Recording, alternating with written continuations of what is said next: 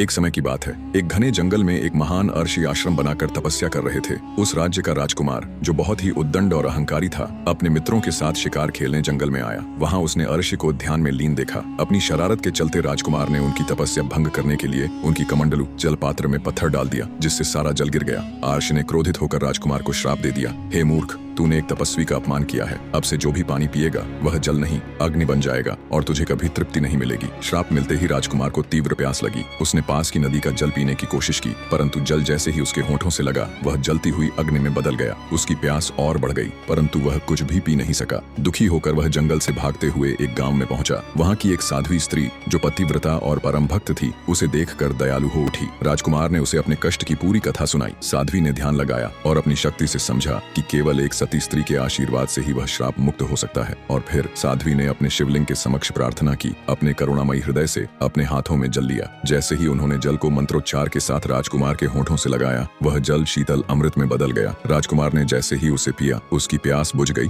और वह श्राप मुक्त हो गया। उस दिन के बाद से राजकुमार ने अपना अहंकार त्याग दिया और अर्षियों का सम्मान करने लगा।